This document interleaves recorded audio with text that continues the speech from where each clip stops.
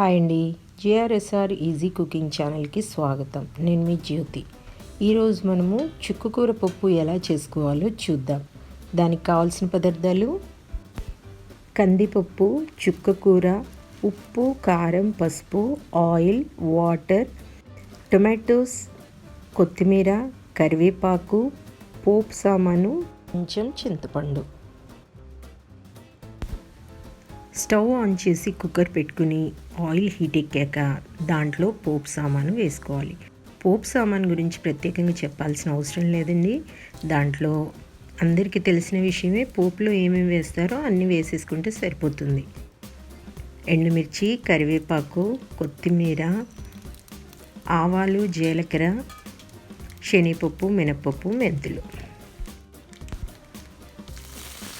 వెల్లుల్లి కూడా వేసేసుకుని దీన్ని చక్కగా ఫ్రై చేసుకోవాలి. వెల్లుల్లి కనుక మీకు ఇష్టం లేకపోతే అవాయిడ్ చేసేసేయండి. పోపు చక్కగా వేగిపోయిన తర్వాత కడిగి పెట్టుకున్న కందిపప్పు, నీట్గా కడిగి పెట్టుకున్న చుక్కకూర, టొమాటోస్ వేసి చక్కగా కలుపుకోవాలి. టొమాటోస్ ఎక్కువ తీసుకోవద్దండి, చుక్కకూర పుల్లగా ఉంటుంది కాబట్టి చుక్కకూర ఎక్కువ తీసుకోండి, టొమాటో ఒక్కటి తీసుకుంటే సరిపోతుంది. కేవలం అది టొమాటో మనం టేస్ట్ గురించి వేసుకుంటున్నాం కాబట్టి ఒక్కటే తీసుకోండి. ఇప్పుడు ఈ ఆకుకూర మొత్తం మగ్గిపోవాలి. పప్పులో చక్కగా ఉడికిన తర్వాతే మనం వాటర్ పోసేసుకోవాలండి, లేదు అంటే ఆకులుగా ఉంటుంది. కాబట్టి ఆకుకూరను బాగా మగ్గనివ్వాలి. ఇప్పుడు ఇంకా దీంట్లోనే పసుపు, కారం కూడా వేసేసుకుని ఒకసారి బాగా మిక్స్ చేసుకోవాలి.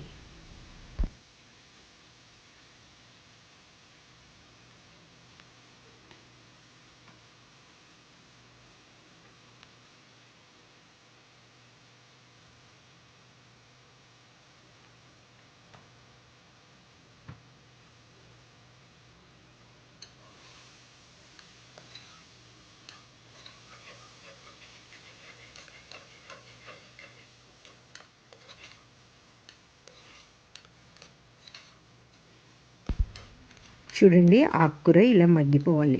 ఇలా మగ్గిన తర్వాత దీంట్లో ఇంకా మనం వాటర్ పోసేసుకుని కుక్కర్ మూత పెట్టేసి 4 to 5 విజిల్స్ రానివ్వాలి. పప్పు ఉడకడానికి సరిపడా వాటర్ మాత్రం ఫస్ట్ పోసుకుని పప్పు ఉడికిన తర్వాత మళ్ళీ వాటర్ని యాడ్ చేసుకోవచ్చు. కాబట్టి కొన్ని వాటర్ యాడ్ చేసి మనం పప్పుని ఉడకబెట్టుకుందాం.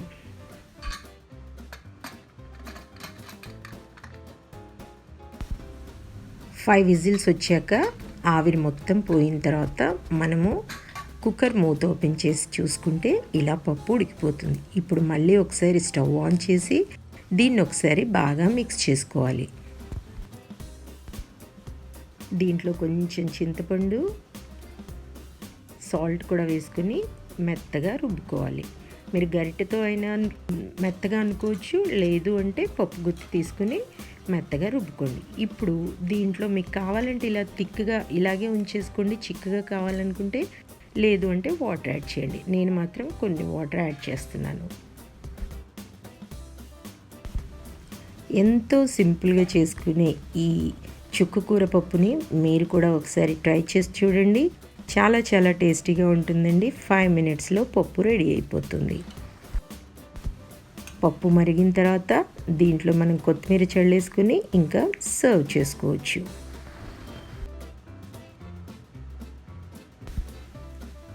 చూడండి, ఇలా మరుగుతున్నప్పుడు ఇంకా స్టవ్ ఆఫ్ చేసుకుని డిష్ అవుట్ చేసుకుని కొత్తిమీర చల్లేసుకుని మనము సర్వ్ చేసుకుంటే ఎంతో టేస్టీగా ఉండే చుక్కకూర పప్పు రెడీ అయిపోతుంది.